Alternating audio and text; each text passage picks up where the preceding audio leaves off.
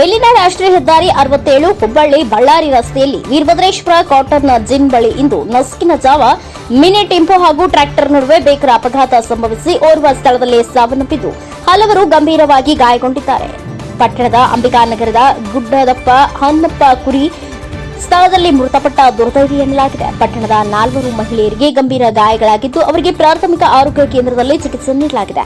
ಗಂಭೀರ ಗಾಯಗೊಂಡ ಹನುಮವ್ವ ಕುರಿ, ಲಕ್ಷ್ಮವ್ವ ತಳವಾರ್ ಎಂಬುವರನ್ನ ಗದಗ ಜಿಲ್ಲಾ ಆಸ್ಪತ್ರೆಗೆ ರವಾನಿಸಲಾಗಿದೆ. ಘಟನೆಯಲ್ಲಿ ಟೆಂಪೋ ಚಾಲಕ ಮತ್ತು ಕ್ಲೀನರ್ಗಳು ಕೂಡ ಗಂಭೀರ ಗಾಯಗೊಂಡಿದ್ದು ಇಬ್ಬರನ್ನ ಹುಬ್ಬಳ್ಳಿಯ ಕೆಎಂಸಿ ಆಸ್ಪತ್ರೆಗೆ ದಾಖಲಿಸಲಾಗಿದೆ.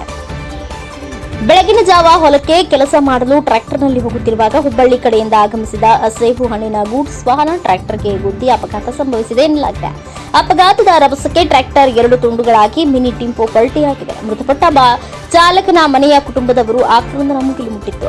ಘಟನಾ ಸ್ಥಳಕ್ಕೆ ರವಿಕುಮಾರ್ ಕಪ್ಪತನವರ್ ಠಾಣಾಧಿಕಾರಿ ಸಿದ್ದಾರೂಢ ಆಲದಕಟ್ಟಿ ಹಾಗೂ ಸಿಬ್ಬಂದಿ ಭೇಟಿ ನೀಡಿ ಪರಿಶೀಲನೆ ನಡೆಸಿ ಪ್ರಕರಣ ದಾಖಲಿಸಿಕೊಂಡಿದ್ದಾರೆ. ದಿನನಿತ್ಯ ಸಾವಿನ ರಸ್ತೆ ಇದಾಗಿದ್ದು ಅಣ್ಣಿಗೇರಿಯಲ್ಲಿ ಹಾದು ಹೋಗಿರುವ ಬಳ್ಳಾರಿ ಹುಬ್ಬಳ್ಳಿ ಚತುಷ್ಪಥ ರಸ್ತೆಯು ಫ್ಲೈಓವರ್ ಇಲ್ಲದೆ ಅನೇಕ ಅಪಘಾತಗಳು ಸಂಭವಿಸುತ್ತಿವೆ. ಈ ರಸ್ತೆಯು ಸಾವಿನ ರಸ್ತೆಯಾಗಿ ಮಾರ್ಪಟ್ಟಿದೆ. ಅನೇಕ ಅಪಘಾತಗಳು ಸಂಭವಿಸಿ ಅನೇಕರು ತಮ್ಮ ಪ್ರಾಣವನ್ನ ಕಳೆದುಕೊಂಡಿದ್ದಾರೆ. ಈಗಲಾದರೂ ಕೇಂದ್ರ ಸರ್ಕಾರ, ಅದರಲ್ಲೂ ಪ್ರಭಾವಿ ನಾಯಕ ಕೇಂದ್ರ ಸಚಿವ ಪ್ರಹ್ಲಾದ್ ಜೋಶಿ ಹಾಗೂ ಜನಪ್ರತಿನಿಧಿಗಳು ಈ ಭಾಗದಲ್ಲಿ ಮೇಲ್ಸೇತುವೆ ನಿರ್ಮಾಣ ಮಾಡಿಕೊಡಬೇಕು ಎಂದು ಸ್ಥಳೀಯರು ಆಗ್ರಹಿಸಿದ್ದಾರೆ. Kiran Kumar Pujar, NKS TV4 news, Annigeri.